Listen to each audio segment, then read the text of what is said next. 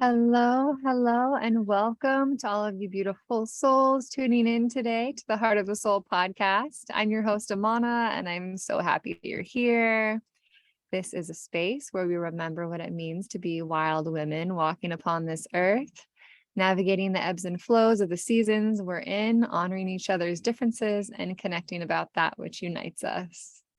This podcast is an opportunity for us to practice using our voices and the ancient ritual of storytelling, sharing our stories and honoring how they shift and change across time. I hope that you may feel more connected and less alone as you soak in these stories. Today is Friday, October 28th, 2022. It's a little bit after 12 p.m. I'm in Eastern Washington right now, sitting outside. It's a little bit chilly. I'm on my in-laws' back porch, and it's an overcast day. I have mountains off in the distance with beautiful fall colors sprinkled throughout and a little bit of rain sprinkling. So I'm just loving this season of year and the honoring of the cycles of birth, life, and death that are so readily witnessed during this autumn time. I have Leticia with me here today. I met her on the Free Birth Society membership, and within a few interactions, I felt a soul connection of the depth and love, and just feel so honored that she said yes to sharing her wisdom and stories with myself and each of you here today. Like myself, Leticia is also a keeper of both birth and death, which I just feel is, I don't know, I'm just so excited to talk more to her about that and about her experiences of both of those things in life. And Leticia, I would love for you to take a moment and tell people where you are in the world and a bit about yourself and what brought you to this conversation here today. And thank you so much for being here. Thank you, Amana. I'm so glad to be here with you and to be sharing my stories on your podcast. I love the intro and just all that this space evokes. It's really beautiful, and storytelling is near and dear to my heart. So, really happy to be here. I am in Albuquerque, New Mexico, and it's a sunny yet chilly fall day here with bright blue skies and lots of sunshine coming through, as is typical, but it's nice and brisk. We've had some snow up north, and so we can definitely feel that on the wind down here. And it's, yeah, just feeling similar, loving this season. I was feeling really, really ready this year for the season to shift out of hot summer days and into cooler, darker fall days. So I'm really grateful to be in this season, and it just feels so fitting for our discussion today too. It feels like these topics of birth and life and death have been really up in the collective, and on the heels of the new moon and Scorpio eclipse, and just lots of that energy of like death and transformation happening. And then being here in the northern hemisphere in autumn, fall, just letting all that no longer serves fall away and witnessing the beauty in the death process. So really grateful to be here and speaking on this today. Wonderful. Thank you so much. Yeah. I wonder if you might want to sort of just begin of your path that, led you to the birth and death keeping work that you do, and maybe your own journeys. Yeah, absolutely.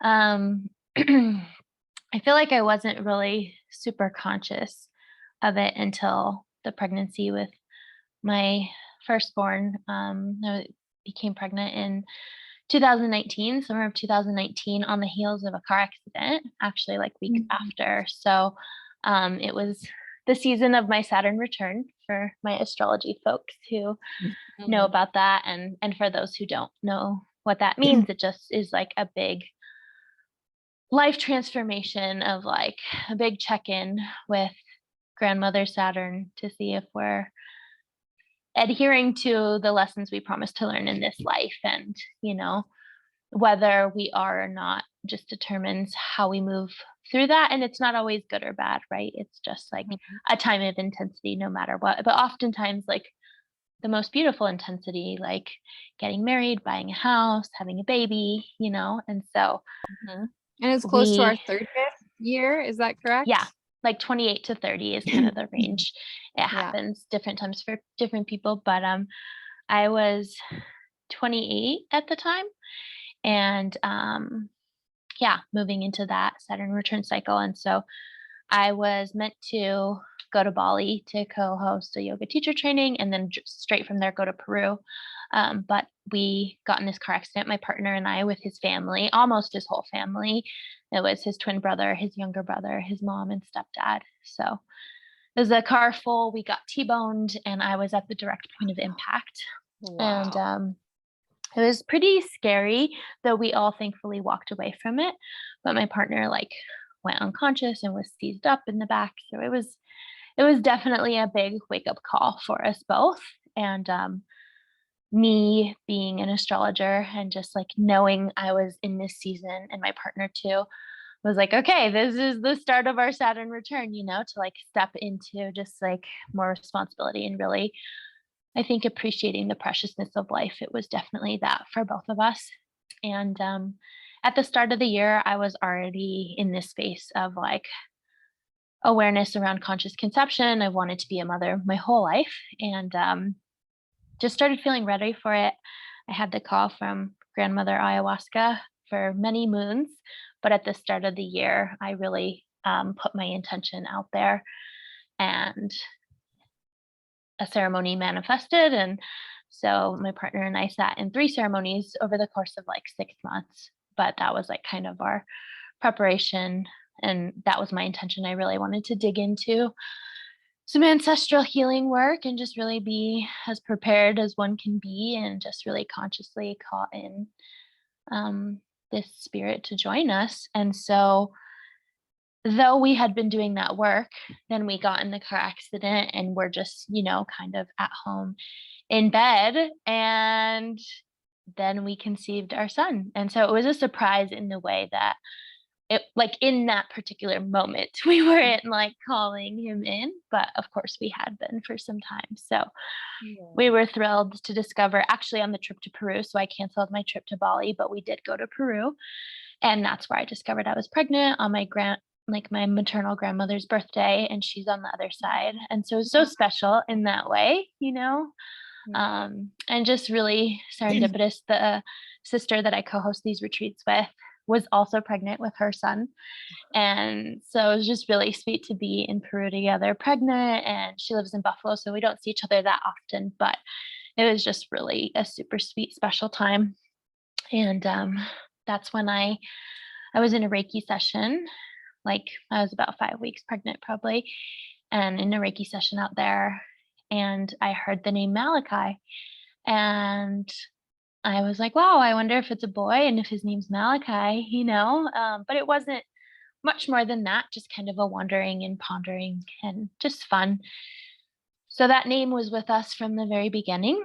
And so I looked up the meaning, and it means messenger of God, or my personal angel. And so that felt really sweet and special at the time. But as I get deeper into the story, it just becomes even more significant. So um, yeah, my pregnancy with him was such a beautiful path of learning and expansion. It was my first time being pregnant. I was so thrilled, just like over the moon. Couldn't believe it. My family was thrilled. I couldn't wait to tell them when I got back home, told them right away. I told my siblings while I was still in Peru, but my parents, I got to share in person. And yeah, everyone was so excited, so happy. And so this was in like, we shared with them in September 2019, right? So this is before all the craziness in the world. Mhm. So I knew that I didn't want to birth in a hospital from the very start, but my thought was the birth center, because my thoughts were on a water birth, and that, oh, I could have a water birth there. I had never really thought of a home birth. I didn't have anyone in my life who had ever birthed at home at that point, like not friends or family. Mhm. Um, but um, I was already like in the alternative holistic world to some extent, being a yoga teacher and just but just the world of birth had not really opened itself up to me yet. My older sister is my stepsister, and she has 2 babies, but she had them in the hospital. So that was really like the closest I had come at this point in my life. So um, I went to the birth center. Well, first they had me go to the women's hospital because they couldn't see me till X amount of weeks. I went for one appointment there, and my partner's a twin.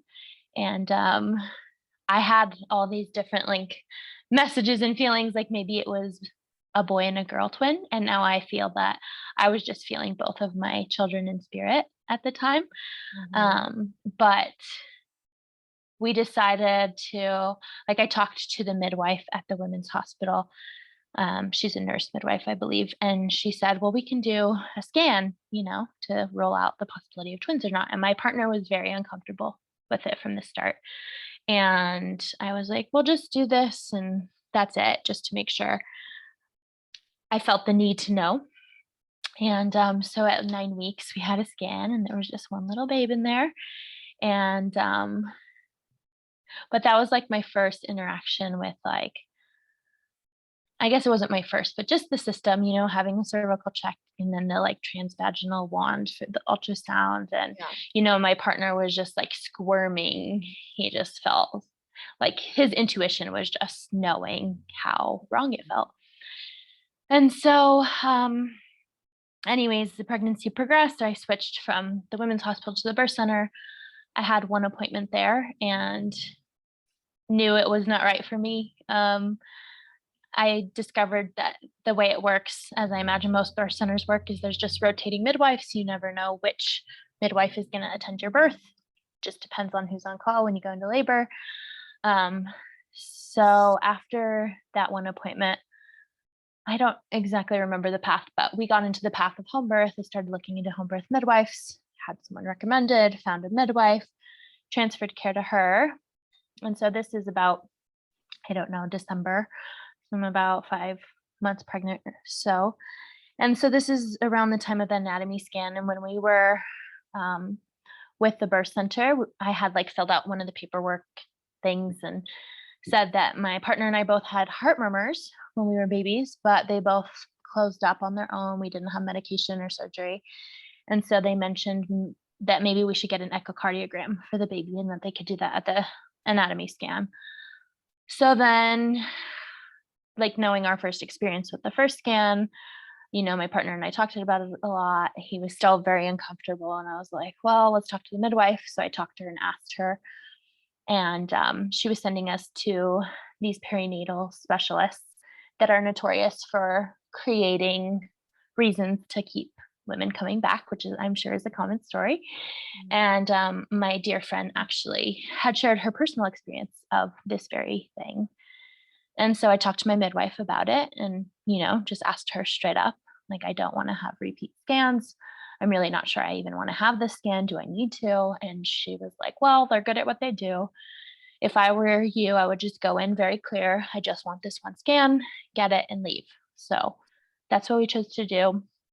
And so we went for the scan and everything was fine up until the very end. The doctor like got really quiet and then shared with us that he was seeing something abnormal with our baby's heart. And the whole scene and energy became very like dramatic and intense. You could like feel the energy shift in the room. And eventually he turned off the machine and like came to talk to us and was like, I'm very worried that your baby's going to need surgery immediately after birth. Like right away went into that. And, I'm 20 weeks pregnant. And explained how he had experienced something similar with his own child and that he understands, but it just felt like a lot of projection also.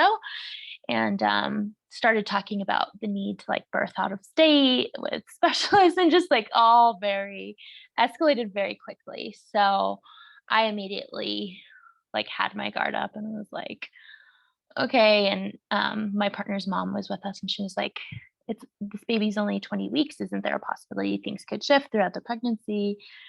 It was like, well, we need to monitor it very carefully. So I want to see you back in X amount of time. And so we were suspicious, of how true that was or not. And so we were like, okay, thank you. Yeah, we'll schedule, and just left and got out of there. And we're obviously very flustered and upset. And so I called my midwife to talk to her about it, and she wasn't very reassuring. Yeah, I think she wasn't sure herself. And I think she felt like I was putting her in a position of authority of like looking to her as to what I should do, which maybe I was at the time.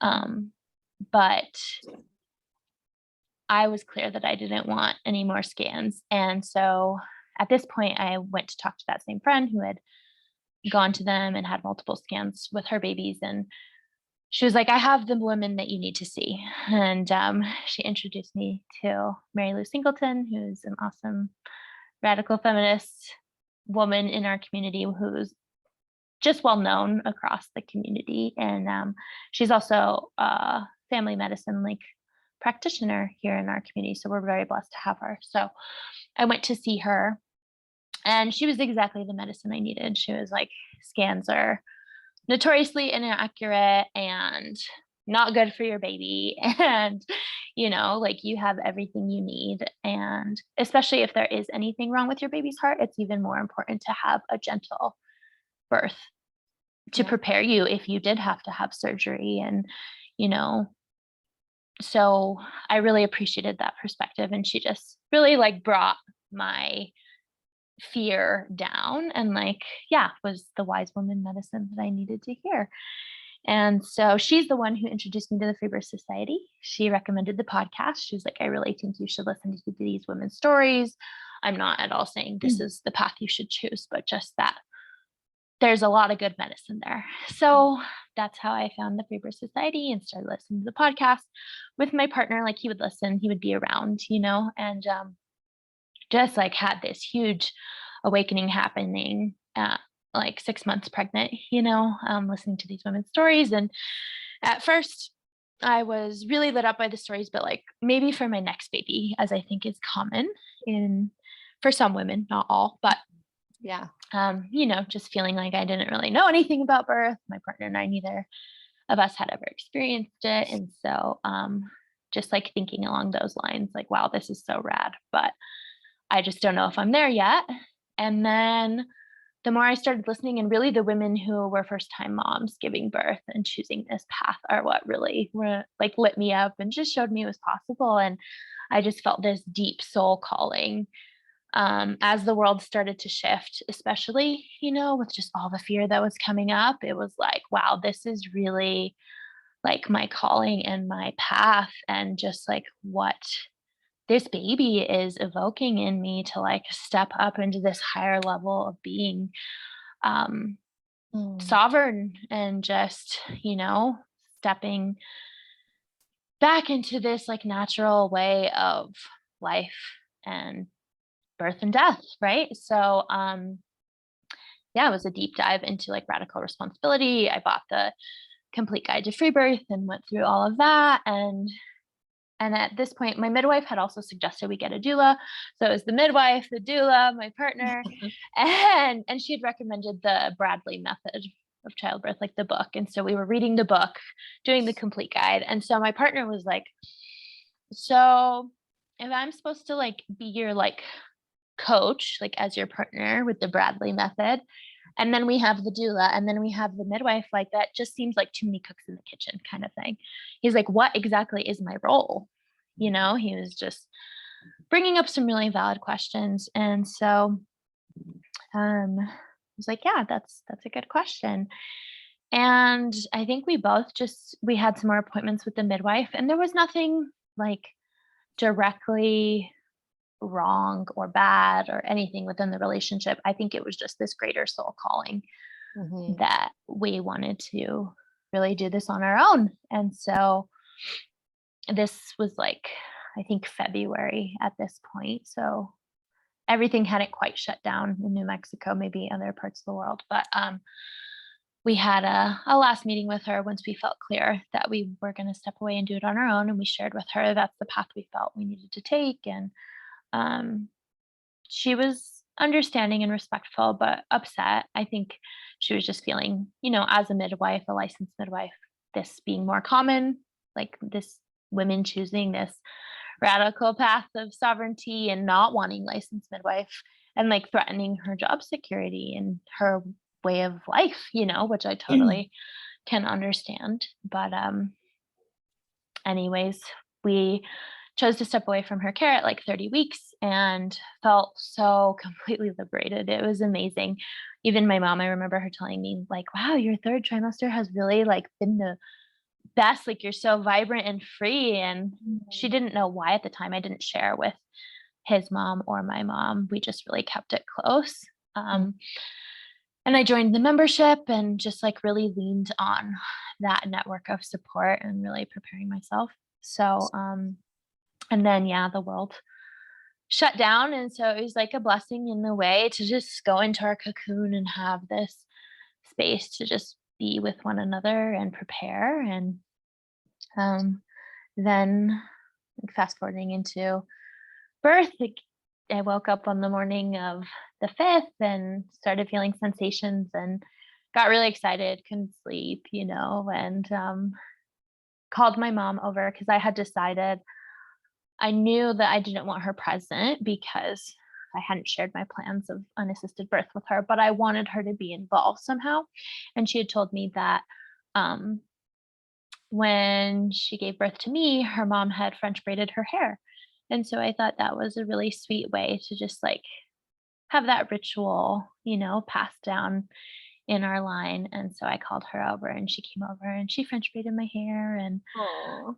we just got to spend that time together and she felt the baby kicking and, was just so excited, of course, too. She didn't want to leave, but she did and respected that boundary. And so the rest of the day was definitely early labor, just contractions on and off, nothing too big. So tried to watch a movie, watched it for so long, and then started to like pick up a little towards the evening. And through that first night, again, it was definitely still early labor now looking back. Um, and made it through the first night. And then the next morning, when the sun came up, things started to like slow down a little bit. I was still eating at this point and just, really riding the waves and knowing that this baby was going to be a Taurus sun, just really trusting that it would be a slow and steady birth process and emergence. And um, yeah, rode the waves throughout the day. Again, as it got darker, things picked up.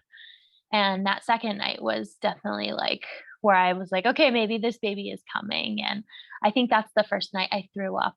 And I, for some reason, associated like throwing up transition. I'm like, okay, this baby's close. And if only I really knew, definitely would not Aw. make that mistake again.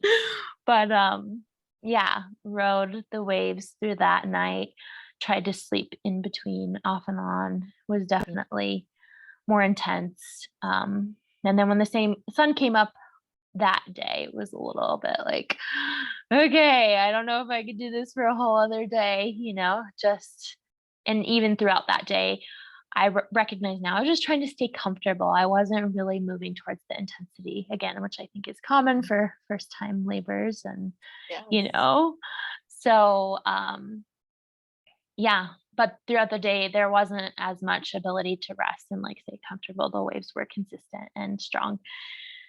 And then moving into that night, it's just my partner and I, so we're feeling pretty exhausted at Yes. this point. Yeah. And, um, and so I think he was sleeping on and off at this point, and he, like, felt really bad, and I was like, "No, I need you to sleep so that you can be on when I need you, like, I'm Yeah. gonna let you rest, I'll wake you up when I need you." And at this point, I was using the pool, so he was, like, hauling water in and out. It was, like, a whole big ordeal.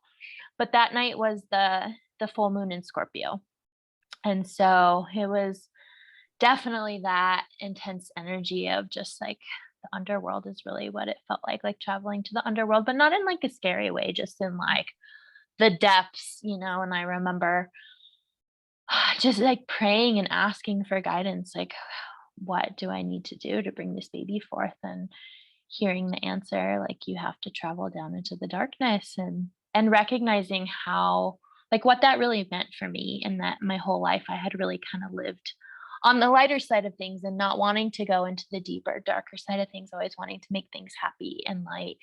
And so that was a really just like significant message to receive. And so labored throughout that night and started to feel pushy. Wasn't quite like pushing, but pushy.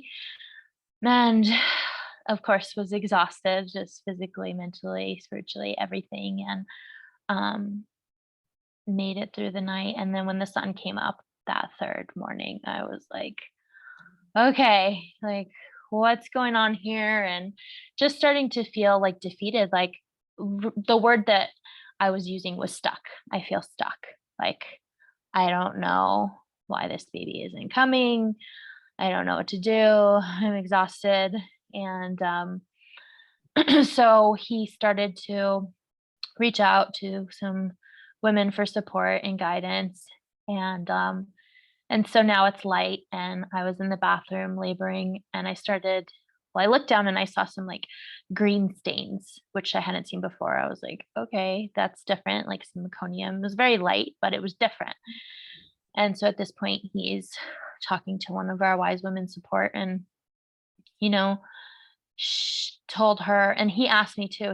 I don't know if they had asked him to ask me or if he asked himself. I think he had the thought to ask, when's the last time you felt the baby move? And I was like, I can't remember, and like starting to check in and seeing if I could like get the baby to respond, and wasn't really feeling anything. And so our wise woman friend shared with us the rule of three, that she goes by the rule of three as a midwife, of like, if there's three signs, then maybe it's time to start making a plan to do something different. And so it was the meconium, not feeling the baby move, and the fact that I was just exhausted, I think was the third, or just maybe the length of time. And so at this point, she asked if we wanted to transfer, and I was like, yeah, I guess so. I don't know what else to do at this point.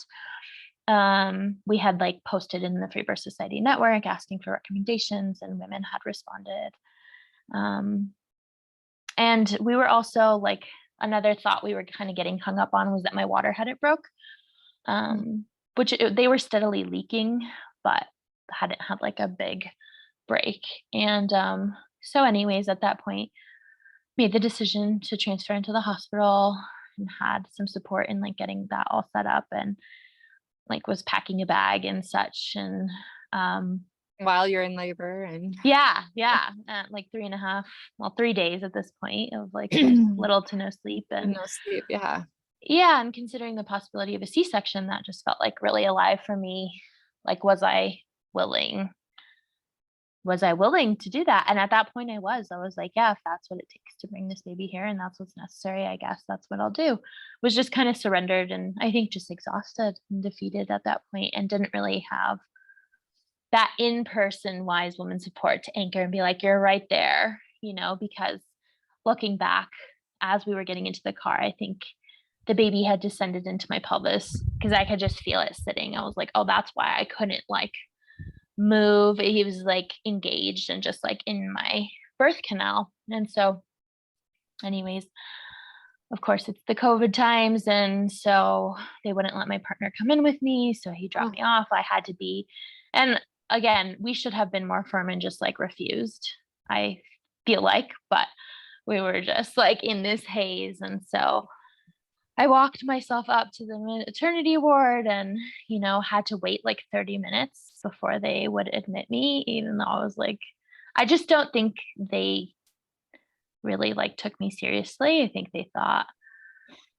I don't know. Regardless, I had to wait like 30 minutes, and then finally a nurse comes out and's like talking to me, asking me information as I'm like having waves, and she's like, do you want me to talk to you through them, or would you rather me wait? I'm like, you can ask me, I'll do my best to respond, but I don't know, how with it I'll be. And then took me back, blood pressure, all that. And then was like, okay, I guess we'll take you into this room. Finally got me into a bed and asked if they could do an ultrasound, which I was hesitant, but then I had to remind myself and like ask myself, like, what are you here for if you're just like going to come in and refuse everything. Like, what are you here for? So I reluctantly agreed. And that's when things started to shift. The nurse like got kind of quiet. She's like, I'm going to call another tech to come in. And I was just super uncomfortable. I didn't want to be laying on my back. I was like, do I have to lay down? She's like, it'll just be for a minute. Okay. And then called another woman in to like look at the scan. And I'm sure they just saw that they couldn't see a heartbeat. And so that nurse asked if she could do a cervical check, which again, I reluctantly agreed, and was like the most painful thing of my labor at that point thus far. And then she came and like knelt down by my side and had this very frantic, anxious energy of like, I'm very worried. We can't find your baby's heartbeat. And I was just annoyed. I'm like, can I call my partner now? Like, that's what was on my mind. Like, why is this happening and I'm alone, So she asked for my phone and she called him and she told him over the phone that they couldn't find the baby's heartbeat. Oh. And so at this time it was very emergent. I was like on a stretcher. They were rolling into another room, and there was thankfully one like kind, compassionate nurse that came over and held my hand and looked me in the eyes and said, there's going to be a lot of people in the room. I just want you to take some deep breaths. And so I appreciated that like humanness that she showed me. And my partner came shortly after that and was crying, and I didn't understand it. It like wasn't quite computing for me. I think I was definitely in denial and like disbelief, which I think was very self-protective since I still had to push him out of my body. And yeah, the thought I had was just that like, no, my baby's fine. And I think they just can't find his heartbeat because he's like too low in my pelvis or whatever. That was the thought I had. And so then they had another doctor come in and do a scan to see if she could find a heartbeat. And she came over and she was like, I'm so sorry, we can't find your baby's heartbeat. It means that the baby passed at some point in labor, and we're going to give you some space to just be for a couple of minutes. And so then everyone left the room, and my partner and I were alone, and he was crying and just apologizing and, just like processing. And again, I was like, I don't understand, and like, I think they just couldn't find it, and still really believed that. And so then the doctor came in, who was a man, and was just like trying to be present in whatever weird, disconnected way, and came in and introduced himself and asked if he could hold both of our hands. And so he held our hands, and it was just very weird. It didn't feel connected and authentic. It felt like he was doing the right things, like going through the motions, but it just like wasn't true. And then he was like, okay, so now you have to birth your baby. I'm like, obviously, that's why I'm here. And laid out the options of Pitocin or vacuum. And those were my options. And I was definitely not wanting Pitocin. I'd already been in labor for 3.5 days and was not wanting, and just heard the horror stories of how painful Pitocin contractions are. And so I asked him what the vacuum looked like, and he said, we'll attach a suction cup to your baby's head and just help him come out. You'll still push, but we'll just give some help to bring him out. And so again, as was the theme in all of this, I reluctantly agreed. And yeah, they had me, I think before we did all of that, I think they asked me to push, and I was like, well, I'm not having a contraction. And then waited for a contraction, had me push. And then he determined I was too tired. And that's when he said Pitocin or the vacuum. And it was like bright lights, the windows, like bright daylight coming through, all these weird people. And I was like on my hands and, well, at first I was on my back, then I switched to hands and knees. And, my partner asked, can we like close the blinds? It was just such a drastic shift from being at home in our cave with like blackout curtains and just us to this. And so, yeah, that's when he presented the options, talked about the vacuum, and so then they explained that they were going to attach it. And then on the next contraction, it was really pretty fast. I think they used the vacuum and pulled him out in one contraction, I want to say. Oh. Yeah, it was very, very fast. I just remember the nurse like coaching me to like keep pushing, and just like the most intense one of the most intense feelings I've ever felt in my body. And then they gave me my baby. They had asked if I wanted skin to skin. I said yes. And so it was like, for no matter if your baby is alive or not, I think it's still there's still that element of magic of just seeing this being that you've been growing and has been inside of you, you've been dreaming of for all this time, and to like see them is just such a special moment. And so I was just like taking him in, and then I started to feel like traction on the cord. And in that moment, I knew that they were about to pull out my placenta, but I didn't have the like energy, or I just like was still in this moment of meeting my baby. And then sure enough, I felt them rip the placenta from my body and then start doing the fundal massage and Ah. gave me Pitocin and, just the whole typical managed third stage, and was super dramatic and, really upsetting for both my partner and I. Looking back, we both wish we would have done something, but also understand we were in shock and just trauma Yeah. and, so much. But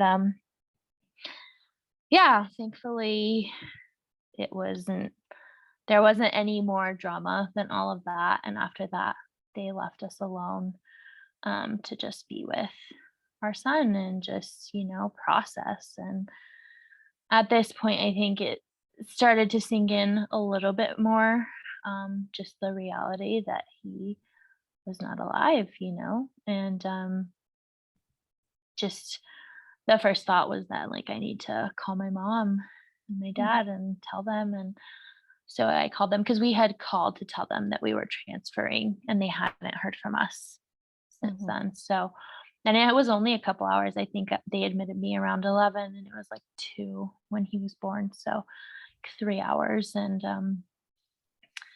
so we called and let them know. And that, like, hearing my parents like in their shock and crying definitely like settled things a little more into the reality for me as well. And yeah, it was just such a crazy, crazy time. It still feels like hazy to even remember it, but I was grateful there was really kind nurses. They offered to like do hand and footprints and things that I just like was not thinking of at the time. And they Mhm. gave us a lot of time with our baby, and gave us, it's like such a weird thing to say. Right. Um Did yeah, you take but photos or like, yeah, what sorts of I did take a few photos, and then we were talking with one of our friends, telling her what had happened, and she recommended New Mexico Natural Burial, which are amazing people, and getting connected with them because we wanted to leave with our son's body. And Yeah. they told us that we weren't allowed to, and which is like a huge piece of all of this that was like a huge learning for me of realizing like we have such little autonomy in the system with birth, but even less so with death. It's like really truly amazing in the most heartbreaking way. And yeah, was just floored to learn that like these parts of my own body that I grew with my Yes. body, Yes. like this is my body, was Yes. not legally allowed to come home with me. It just like baffled me. And So we is ended up that really like a law, or is that like a line that they tell you? Do you know? right. That's a great question. I haven't really like dug deep into the like bureaucratic Sure. logistics of it, Yeah. but yeah, they told me that I can't remember exactly like why, but they had to like keep the baby for X amount of Well, what they said is, like, because he was born still on hospital premises, they had to, like, keep the baby until, like, funeral home could come and pick up the body, and so anyways, it was this Oh, whole well, yeah, I guess like in Washington state, there's a law that you can't transport a dead body without a certain like, mm, yeah, and so, yeah, so not mhm, to go like totally off track, but yeah, when like my baby that I birthed that died shortly after birth mhm, at home, mhm, because we were mhm, at home, we were able to keep her body with mm, us for a few days, but okay, we couldn't be the ones to transport her body to the funeral home. Someone else mm, had to come and take her body. So mm, yeah. yeah, anyway, I know it's a little bit of a tangent, but No, no, it's I mean, I think it's important, like, to know these things and Mhm. yeah, But I have learned that at least in Washington state, you can like hire someone to like in this sort of situation to transport the body to your home, and then you okay. can like have them at home for a period of time, and then again Mm, have to transport them somewhere else. But just for okay, people, that are listening, that mhm, maybe if you're told this in the hospital, that might not be like the full stop end of right. the line. There might be possibilities to navigate around that. Absolutely. Yeah, thank you for saying that because I yeah, didn't consider that and that may have been true in our case as well. Um, but one thing that we were, asked is like how we would care for his body once we got home, like, Mhm. keeping it cold and, just interesting Which you don't even have to questions. do. It You're just right. that like the decomposition or Right. the scents or smells could be different if you don't Right. keep them cold. Totally. Yeah. Yeah. So I think again, that's what's so important to like share these things and talk about it so that if others are faced with a similar situation, you don't have to figure these things out on the spot. Mhm. So we ended up staying in the hospital much longer than we would have liked to. I birthed him at like 2 o'clock and I think they Mhm. were ready to release us not long after that because everything was fine. They just want to make sure my bleeding was okay and whatnot. But we wanted to take him with us. So we ended up staying till like 9 o'clock and we're Mhm. starving and I was not willing to eat any of that food and just ready to be home. And so finally the conclusion was that we would leave him there, but that um the people from New Mexico burial could pick him up the next day and then we could bring him home. Mhm. Um and so we left and went home and our family was waiting for us and his mom and my dear friend had cleaned up the whole house, like the birth pool, our whole space. It was really so amazing and great to like have our family there to receive us. And that same friend had made me a warm meal, and we were just received with so much love. And of course, there was so much heartbreak and just like shock for everyone, I think. But we were so exhausted, we just like came home and ate and went to sleep. And yeah, then like began that process of grieving and processing and just, Mhm. Yeah, I know, like, really for myself, I feel like there's, like, a before and an after, like, in my mhm, do mhm. you feel like that was also similar for you, where you felt like there was life before this event and life after? Absolutely. Absolutely. And my mom, has shared the same thing. It's just like you are completely forever changed, which I think is true of any birth, but especially, like giving birth to death. Like that is just that like statement feels like it just encaptures so much of it. Like it's just such a massive, massive experience in so many ways and massive initiation. And yeah, just like waking up that next day, it was like the start of like feeling like you're in this dream because I imagine I don't have any living children yet, but I imagine that it's already somewhat like that in postpartum of like you had this baby and then all of a sudden like the baby's not there in your belly anymore, but I didn't have the baby at all. It was just like he was there and now he's gone. Yeah. And just like having to reorient to like, oh yeah, I'm awake. Like this is my reality. This is not like a nightmare or a dream or, it was just really quite Mhm. the crazy space, which I think a lot of people in early grief can relate to, that haze. And then you have postpartum, alongside that. So luckily we were like really so held and supported by our community and had tons of support.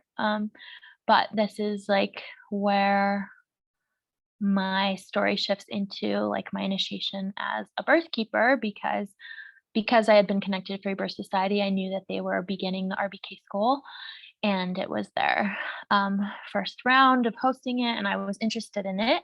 And just my pregnancy with him and all I had learned and opened up to was like, wow, I think this is like what I want to do. I want to serve women and walk with them through this amazing, special, precious time. And um, but my thought was not right now because I'll have a newborn and such. And then when Malachi passed, it was this, it was just so clear and obvious. I felt like I had to devote myself to something equally as important as the motherhood journey that I had Mhm. created all this space in my life for. And it was just so obvious to that this was the way forward. And so I reached out to Emily and asked her if I could register. I think it was like 2 weeks or so before the course started. And she's like, of course. And everyone in the community was so supportive and wonderful as well. And Mm. so I signed up for the RBK school, and my mom and I think several other people were shocked. Like, how could you surround yourself in pregnancy and birth, Mhm. and like in this great period of grief, and of course there was like painful parts of it, and it was hard and tender, but it also was just like I just there was nothing else that was so clear to me. It was just very clear and obvious that that's what I was meant to do. That you knew that was for you. Can you Absolutely. can you circle back to, you said that you were able to then pick up his body and bring it Oh, home? yeah. Sorry, Yeah. I never finished that story. I just Yeah, don't want to miss so that because I think that's so important that we yeah, speak no, it about, like, time with the body after. And yeah. absolutely. It is a very important part and was a beautiful part of the story too. So, yeah, when we came home the next day, my dad lives in California, and so we were just trying to figure out when we could bury his body all together as a family. And my dad was like, I want to be there, and was trying to figure out if he could fly or if he had to drive. And um, so, and I was also very aware of like, I just really still wanted to honor my postpartum healing and not be out of bed and driving. And because the burial grounds were like an hour or so outside of town from where we live. So just considering the car ride and getting out of bed and all of that. Mhm. Um, so I was really actually at this point wanting to push it later. And we ended up deciding to do it a week after he was born on a Friday, and we did it the following Thursday. And so we didn't get his body back right away, because I was just waiting for my dad to come. And I think I had it in my mind because they asked me, how are you going to care for his body? How are you going to keep it cold? That it just like sounded like a lot of logistics, which now hearing you speak about it, like you don't have to do that. Right. And I think it's really important to have that time with that physical form in the grief process, to really recognize like the spirit, the soul that animates this body is not here anymore. Like this is just the vessel, and to really have like that closure to some extent to like make peace a little bit more and see that. And so there was definitely conflicted emotions, of wanting my baby with me, obviously, and just imagining his body somewhere in like a freezer. It's just such a harsh, intense reality. And also just like being grateful to have the time to just like tend to my postpartum healing and postpartum body. And um so yeah, he ended up just staying at I think at the hospital. I don't think they got him right away. Can't quite remember. But when we did the ceremony, the funeral home picked his body up from the hospital, and we went to the funeral home for a viewing. And there's a very kind man who came out and met us, introduced himself. He was like, they didn't bathe his body like when he came from the hospital. he still had like birth all over him. So I gave him a bath, and I just want you to know, like, I cared for him like I would have my own children, which I so appreciated because, yeah, and that was one thing I wanted to bathe his body, and I really had to considered and thought about, and just the fact that this like man was so kind and compassionate and really like took the time was so nice. And so we were really, really grateful for him, and they brought him out and he looked perfect. He just looked like a sleeping baby, which was such a blessing to be able to like see him in that way. And we had like asked some friends if they had like a little basket that we could bury him in, like of natural materials, because New Mexico natural burial, they don't do any chemicals or anything. It's all just like returning the body back to the earth, in the way I think is just in alignment with yeah, how it should be. And so we With had our this beautiful like ancestors, hand. Exactly. And we had this beautiful hand woven basket that they had like placed him in, and they told us to take as much time as we wanted, and got to hold him. And then we took a lot of pictures with him there, and it was just my partner and I, and so we have some really sweet pictures. And again, he looked great, and the man from New Mexico burial was very kind, and because technically the baby's body's supposed to ride in like their official vehicle, but he asked the funeral home, he's like, would you be okay if they took him in their car? He's like, absolutely, just such weird like legal bureaucratic things. But yeah, I was really grateful. So my dad and my stepmom drove us, and we had him in there. um and I think we need to pause because I need to plug in my Yeah, phone. I'm just sure. noticing it's Yeah, getting. no worries.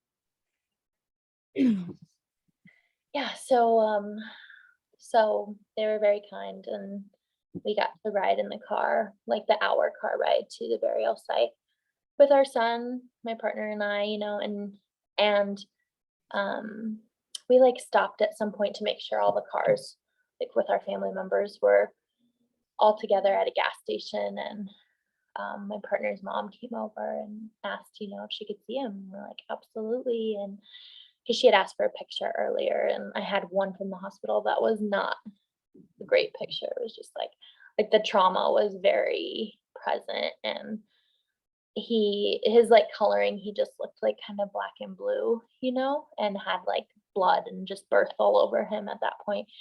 And I think being in the freezer, just the cold, like brought that like red, just the blood like looked red, and he just looked really good, which was such a blessing. And so um she took some more pictures of us, and then we made our way to the burial ground. And the man who was like, there with us to help us facilitate the burial told us that he had to do some things, and there was a beautiful little gazebo, and we could just like spend our time there waiting and do whatever we felt the need to do. And so it was really such a blessing, and really worked out. Like, I can really see now how it worked out for the best that we didn't bring him home at that time. I mean, maybe we would have had a beautiful processing in that way too. I can definitely see that. But also the way it worked out still was like very beautiful, because my whole family got to see him, and anyone who wanted to hold him got to hold him. My mom felt like afraid to see him and hold him at first, because I think that's also why it's so important to spend time with the body, because your mind fills in, like the imagination can make it way worse than what it actually is. Um, so yeah, like both of my parents and his mom got to hold him, and we have pictures of them holding him, which is just like so precious. And like I said, anyone who wanted to hold him got to.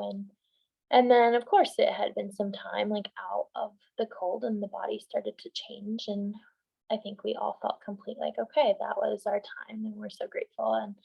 now we're ready to move forward.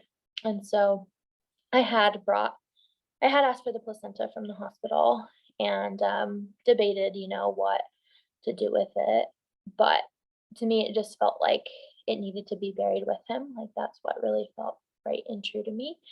And Mhm. so we brought it and like put it as like his pillow in the basket, and then his Mm. had a beautiful silk scarf he was wrapped in, and flowers, and a beautiful like beaver stick that my partner laid in there with him, and some tobacco, some corn, some water from the river.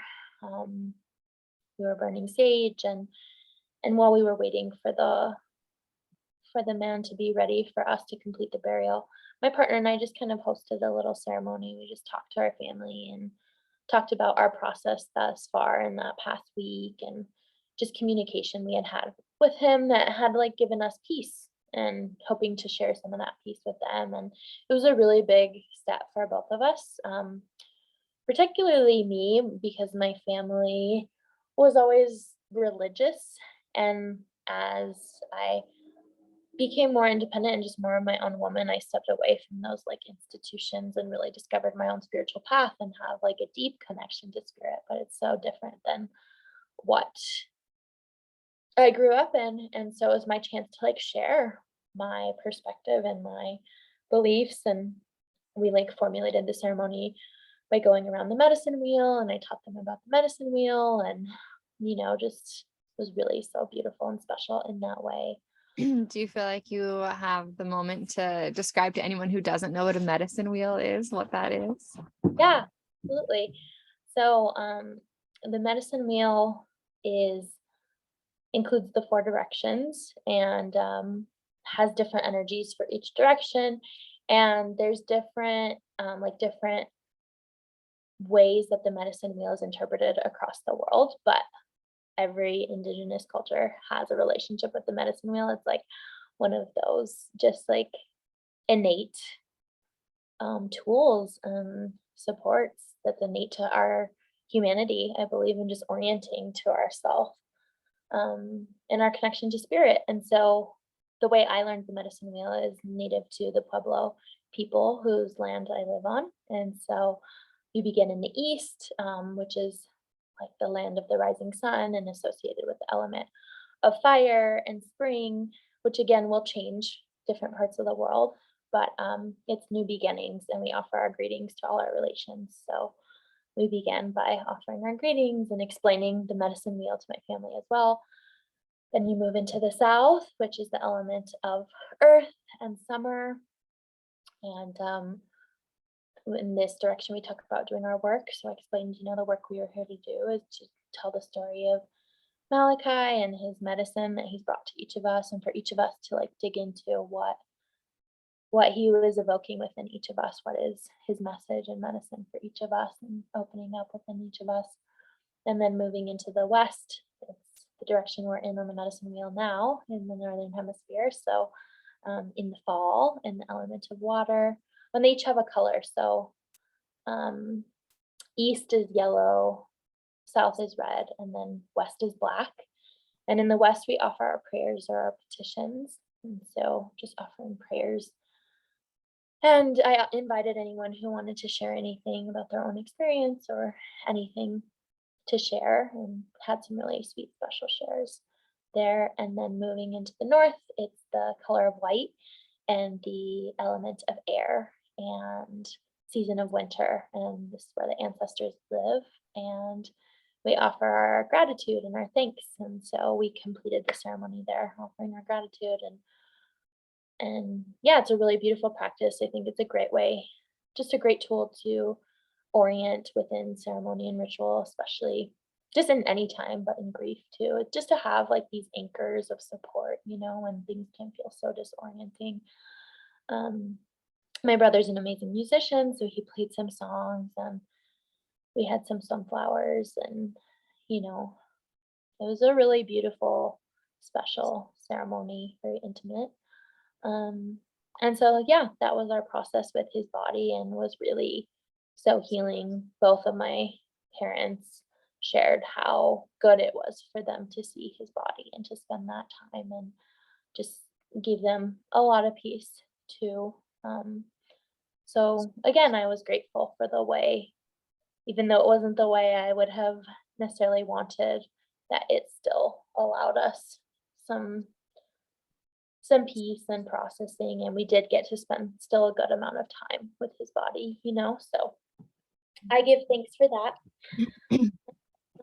Yeah. Yeah. Well, do we feel complete? Yeah. What are your thoughts? Yeah.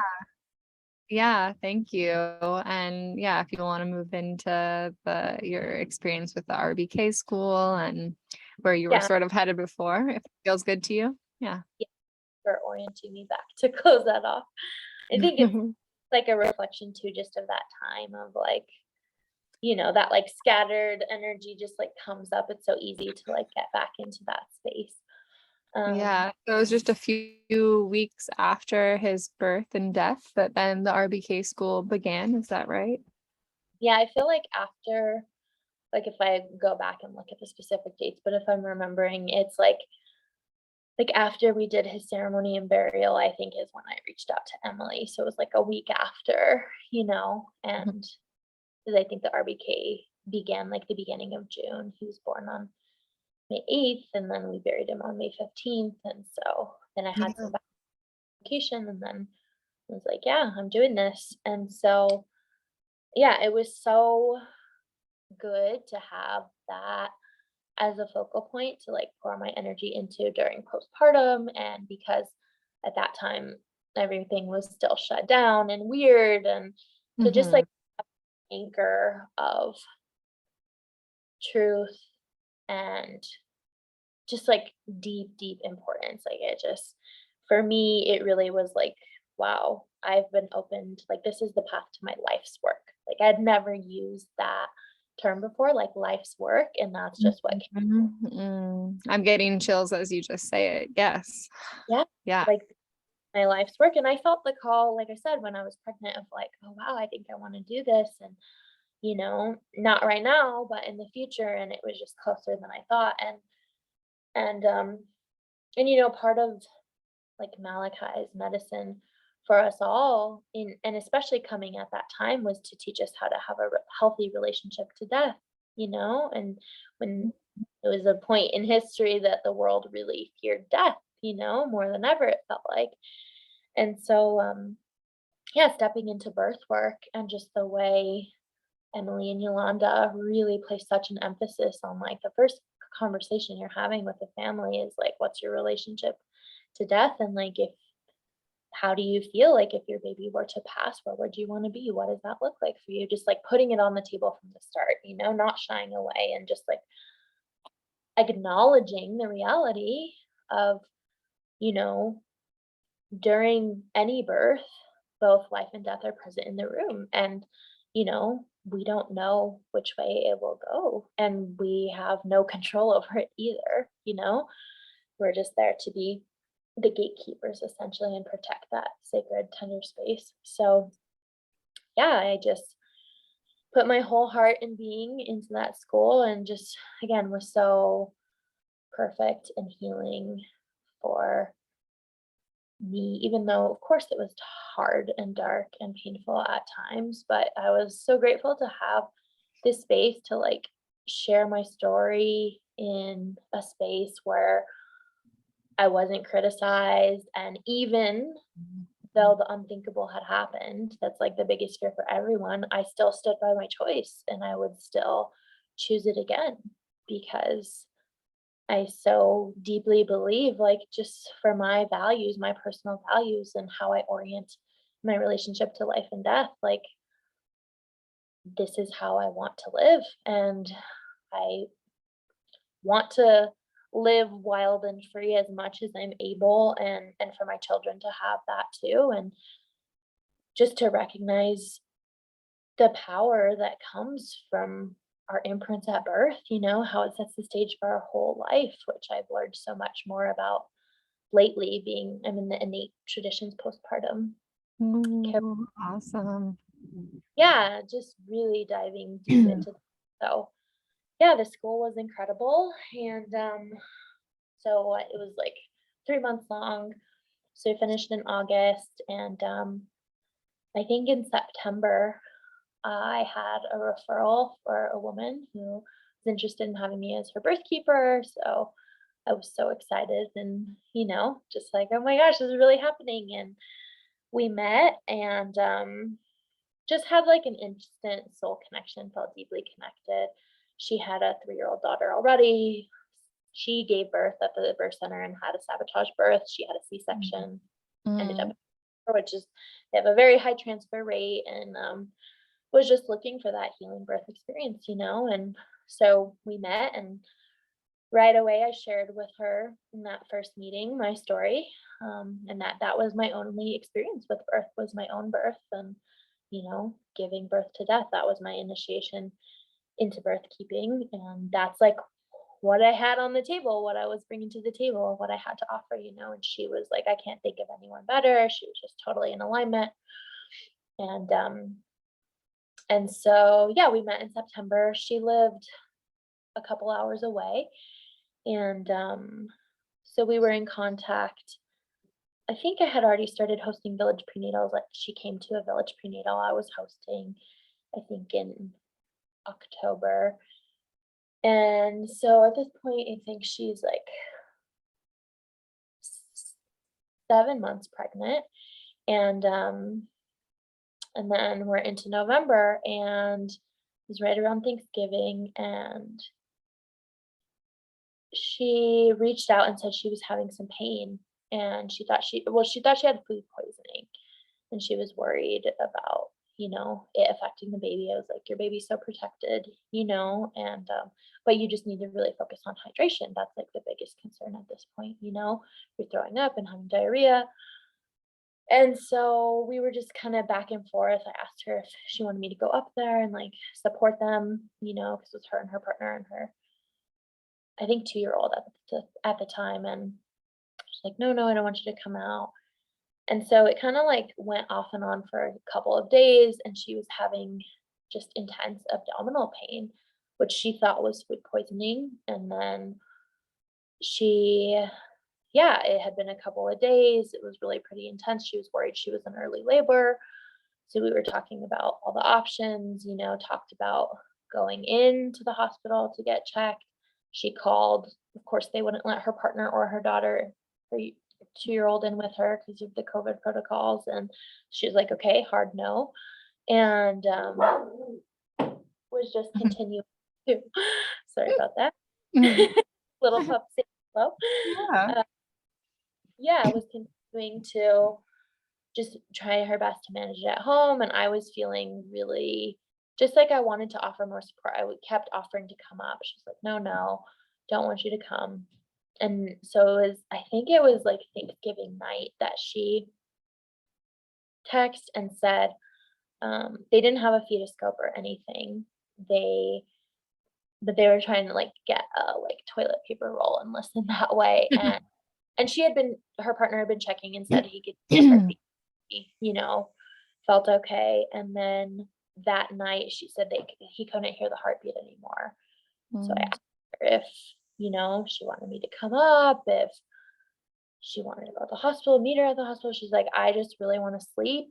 And she was exhausted at this point, it'd been days. And so she decided that they were going to go in the morning if she still felt bad and if he still couldn't hear anything. And so they had a midwife previously. They had just left her care like weeks before.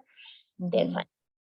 broken off that relationship. So they actually called that midwife and asked if she could check with the Doppler. So they went to her, and she couldn't hear the baby's heartbeat. So, and this is like 6 months postpartum for me. So 6 months after Malakai, Wow. my first birth keeper client, and it was just like my partner and I were like, just like, what is happening? How is this happening again? So we were like, we'll meet you at the hospital. So we drove up. They had to drive away from their property in like an hour and a half. And so it was like an hour and a half for both of us drive. And we met at the hospital, and they confirmed that the baby had passed, and they wanted to induce her. And I like and she her first was a C-section. And so I was like, this sounds like a recipe for disaster. You're exhausted, you're dehydrated. Like, there's no need to rush. Of course, they're gonna like fear monger you and tell you you need to get induced right away, but there's really truly no rush. And I really think the best thing that would benefit you is to go home and hydrate and nourish. And so they also discovered that, like, running some more tests, that her liver platelets were high and that they diagnosed her with HELP syndrome, and that's where the pain was coming from. And Mm. then it became, concern about her liver, and which was understandable, but then it just doesn't make sense because they wanted to give her all these drugs, which are so stressful So to the bad for your liver. Yeah. to induce, and I think she just, of course, it's so hard to leave once you're there, and you just, they made the decision to stay. I was like, please at least let me get her food and like let her eat before they start all of this. So my partner and I were caring for their 2-year-old, so her partner could be with her, and they started the induction process that night. They booked us a hotel to stay, like, in the city with their daughter while they were in the hospital and just, like, kept us updated, and so, yeah, they started that process that night. They gave her miso and the mife, I believe. I'm not sure. Miso for sure. I know they gave her miso, and which is contraindicated for a Yeah. and, um and she said she was doing really well laboring, and then all of a sudden, it was just excruciating pain, like, she was moving through the waves, breathing through them, and it was excruciating in her side, like, just fire, and she started screaming, and they came in, and we're, like, trying to figure out what was going on, and then they gave her fentanyl without telling her, and she, like, felt the change. She's like, "What did you give me? What's in there?" Just, like, a complete horror story, and then discovered that her uterus had ruptured because they gave her miso, and yeah, and then they had to transfer her to the town where we live in, an hour south, by ambulance, so they Oh, transferred her. whoa. Yeah, just the worst story, so the only good thing about that was that we could, like, bring her daughter to our home and we could be in our home, so we came home and had her there, and, she was talking to the doctors there, and they told her that they could repair her uterus, but, like, had to do another C-section to get the baby out, and so she, of course, reluctantly agreed to that because they ruptured her uterus, and, yeah, that was my initiation into birth and death keeping. Once again, it was like this same thing of my birth, being initiated to, like, motherhood in this way, like, through giving birth to death and then holding space for it. And of course, it's like makes so much sense as to why we were brought together, why she felt such a connection, and you Mm. know, bringing us together. We really believe that. But it was quite the quite the year for sure. But still, that's a huge experience to hold space for and to be present with, and especially when you're in, grief yourself. Like, Right. Yeah. whoa, Yeah, it was massive, the to say. strength that you had to hold that is incredible.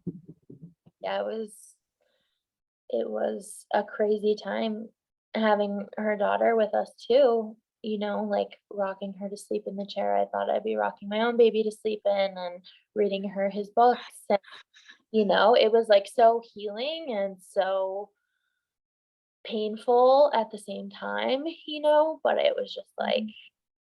like what else? It was just like there was no other option, and that's exactly where I wanted to be, and was just so grateful I could at least offer them that. And of course, they were so grateful to know that their other baby was being cared for so they could just be present in all of that. And so she stayed in the hospital for like another 2 days, I think. And then, they wanted to go home right away, but I was like, she cannot travel in the car 3 hours right now. Like, please come and stay with us. Our house was like 10 minutes from the hospital, and I was like, please let us like take care of you all, you're like fresh in grief and you just need so much holding. And so we let them stay in our room just because we have a bigger bed. And it was just so powerful in so many ways for them to like be in that bed healing postpartum in grief that we had been there ourselves 6 months earlier. And to be and to offer them that like true depth of understanding, to like authentically say, I'm with you and I know what it's like, I know how hard it is, but like we'll get through it together, and just encouraging them to talk to their baby and ask her for signs, and to remind them that she's still so very present with them. And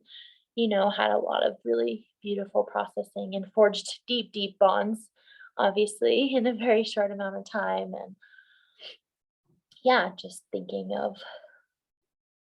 of the beauty in all of it too, that brought us together, that these babies of ours brought us together, and, us to share this sacred time. They stayed with us for like a week and a half. And we, cooked for them, and we had other beautiful friends coming and bringing them meals and stopping by to visit and such. And before she felt ready to travel back home, but it was quite the initiation, like I said, into this work, and it was that's when it really solidified of like, oh, I'm not just a birth keeper, I'm a death keeper, and Yeah. and through the RBK school, part of the school is helping you create your business. And some people already have birth businesses or businesses they're revamping. I did not. So I was building it all from scratch, and my partner is a massage therapist and does Reiki. And so we were creating this business together of like holistic wellness and support for our community. And we're writing up our website. And like our slogan is keepers of the sacred.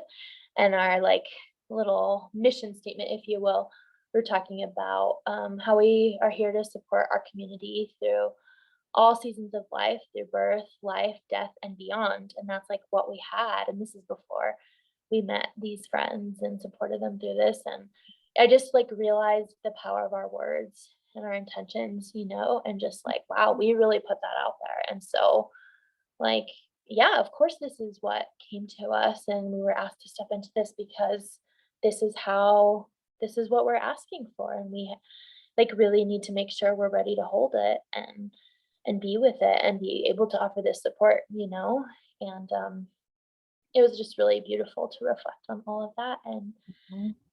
and to be given this opportunity to step up and serve in this way. And still being in the grief process ourselves, and to just see how we can continue to be of service and to use this experience to help others, because that felt very clear to me too. Like one of the biggest supports for me in those early days of grief was connecting with other mothers who had walked a similar path, and Yeah, I say those exact same words all the time. Absolutely. there's just nothing like it, it's like the ultimate support. Yeah, and why I also choose to, yeah, provide that to other women, because that was elemental for me, especially in those early weeks and months, to connect with other women who had, like you said, walked a similar path. Right. And just to like orient and uh, just have that anchor of understanding, because like grief often feels so lonely anyways, but then especially as like a bereaved mother, and so just that solidarity and support is so important. So that was my initiation into, yeah, both birth and death keeping. And I've been fortunate to attend several other births after that, where the babies did come through the portal and have that healing experience as well, because it was like, oh my goodness, hard to just like not spin into like, how did I cause this, or like Oh, to yeah. take it as my 100% responsibility, which was such a blessing too, that this family, like our relationship was so clear that that was never a question in their minds, a Mhm. thought. They were just so grateful for our unwavering support, and there was never any of that element of blame. But there were people from the outside that would that projected that onto me, and that was hard and to dig in and find that strength. Like, I understand why you're doing this and that there's a lot of pain, but that is not mine. I am do not get to decide who lives and dies. Like, you're giving me too much power, Yeah. Yeah. and yeah, just really deep work, Mhm. through and Yeah, just I can relate. There were times where I was like, am I cursed? Like, is like, or what? Is it my fault? Like, I had some of those same reckonings. absolutely. It's Mhm. deep, dark work, but I think it's so important to do that and to explore all of those feelings and thoughts. Mhm. Being able to be that anchor and unwavering source of support and clarity, and to know, like, I choose this. I choose to step into that role, and I choose to be this portal dweller, for whether life is coming in or going out, and again, to not get caught up in all these weird ego traps. So, Yeah. I learned in like the Mayan astrology that I'm a white electric world bridger, which when I found that out, I was like, oh, this makes so much sense. That like, and I'm a Scorpio, so like the birth and the death, and I'm just this is my realm and it is my soul's calling and embracing it. absolutely. I love that. Oh my gosh. The white lightning bridge keeper. White electric world El- bridger. Okay, white electric world bridger. That's beautiful. I love Yeah. that.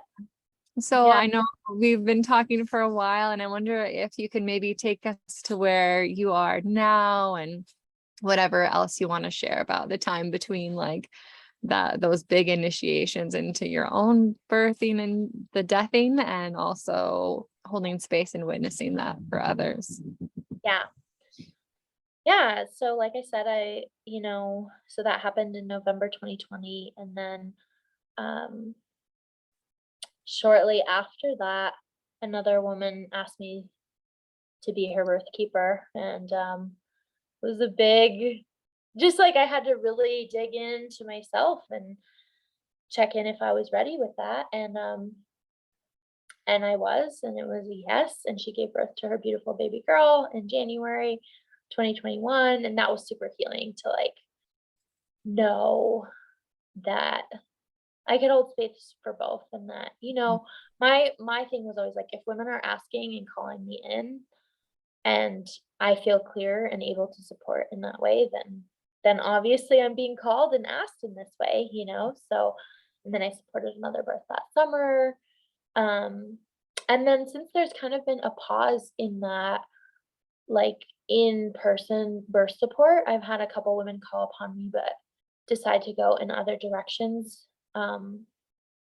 And and really where I've been called in is in grief support and just supporting mothers who have experienced loss, and particularly mothers who have chosen the path outside of the system of wild pregnancy and free birth and then experience loss, because it's just such, at this point in humanity, a unique position to hold and processing to have. And so, yeah, I've done a lot of that support, which has been so beautiful and really is kind of where my focus is, because I'm also pregnant again, which is really sweet and special. And yeah, just again, really so healing. I had two early losses in between Malachi and this pregnancy, that again taught me so much, you know, just about trust in my body and, like, the timing of having these souls come through. It was like such a deep, hard path of surrender, of just wanting so badly to have this baby in my arms, and also trusting, like I said, one of my values is, I know in this lifetime I'm here to be a mother to healthy children that are able to thrive and live outside of, like, the medical paradigm of support. And if my babies are not able to survive, then that's their path, and I'm not going to, like, tether them and anchor them into a physical body that's not able to sustain life in that way. And so just trusting that process, And really, I think those other 2 losses were just to, like, pacify my own worries of, "Is something wrong with my body? I can't get pregnant." Like, the first loss was at this time last year, actually, Mm. and, that baby, that spirit communicated, like, "I came so you knew you could get pregnant, but, like, you and papa got work to do, and that's, like, what you need to focus on." And we really dove into working on our relationship at this time last year, and Scorpio season, it was deep, dark, intense work, and then, on the other side, like, Sagittarius was, like, so fun and light, and we had all this joy, and then we conceived again. It wasn't really like we were trying at that point, we were just, like, in this space of working on our relationship. And then and with that pregnancy, we were both sick very early on. And I think that was more physical, like something just wasn't quite right, timing, whatever. It just didn't feel like, now looking back, I can see that. Of course, at the time, it just feels so devastating. And, like, when will it be time? That was the thing too. I think about how Yeah. full term loss, it's just you wait and wait and wait, and you're, like, so close to the finish line, and then to be told, like, "Not yet," still, it's Yeah. a hard path. But, yeah, then we like, this summer, my partner and I really there's just a lot of questioning happening, like, "Hey, we've had all this loss, like, what is it? Are we supposed to be together? What's going on?" And had the thought of uncoupling, and we're, like, working towards that, and then got pregnant. And this baby was, like, very clear, like, "I'm here to bring you and papa closer together," and we've had such deep healing through that uncoupling process that we got to the point we got to. It really just, for me, made it clear on how to be more independent and then interdependent rather than codependent. Like, that Mhm. degrees of separation Yeah. helped me understand, because I had been working with a therapist last year.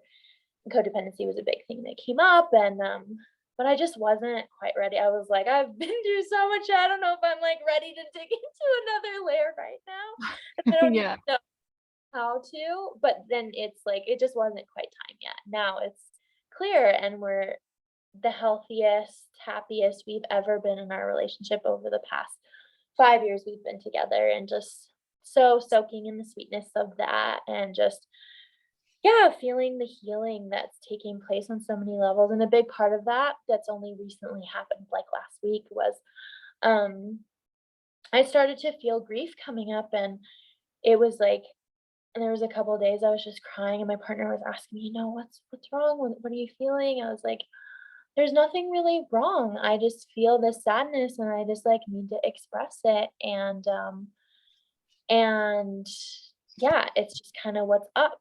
And then as I dug a little deeper, I was like, I think, because I haven't shared that I'm pregnant with my mom yet. And I was like, I think I need to tell my mom. I think I'm ready for that. I was just really grieving, like, when I dug into it. I was really wanting, like, that familial wise woman support. I was missing my grandmas. All my grandmas have crossed over at this point. My great grandmother passed in April, and she was, like, the last living, like, elder, and she was the matriarch of my mother line. It was a big deal. And she's 100, so she lived a long, beautiful life. But and, like, missing my aunt, and just, like, wanting these women to come and care for me. Like, I was just feeling early pregnancy, like, nausea and exhaustion, and just, like, wanting that love and support. And so recognizing that's what I was longing for. And also that, like, I'm ready to tell my mom, and also just write a whole different story with this pregnancy, to, like, really own my beliefs and not feel the need to hide it or keep it a secret, to just, like, establish boundaries. Like, this is what I'm choosing. If you're interested why, I'd love to share more about it. If there's, like, openness and curiosity, if you don't understand, I that's okay, but I hope you'll respect me, and I hope you can just, like, be the support that I need from you. And I really trust that she will, and that this is gonna be such an expansive bridge for us in our relationship. And for me to just, like, really stand firm in what I believe and who I am in the world, and not feel like I have to play small or hide because it's different than what my family's beliefs are, you know? So it's super and healing and exciting, you know, I just feel all this expansion and also really feeling like again, my work right now is just supporting bereaved mothers and other women that are on this path and just really showing up for however I'm called into. I'm really open. I'm still hosting village prenatals in my community, which I just started up like a couple of months ago. So that's been really all the women really love it here and so sweet to just have these mamas to connect to. So that's Yeah. So yeah, tell the people where they can find you, your website and socials and things like that. yeah, absolutely. My website is enchantedwellnessnm for New Mexico.com. Mhm. And my Instagram handle is enchanted birthkeeper. I'm not super active on there, but it's a good place to get connected to all the other things. And yeah, I'm absolutely open to connect in whatever way. I'm super grateful to have shared here. So thank you. Yeah, definitely put links to your places in the show notes. And is there anything else you would like to share before I do my little outro?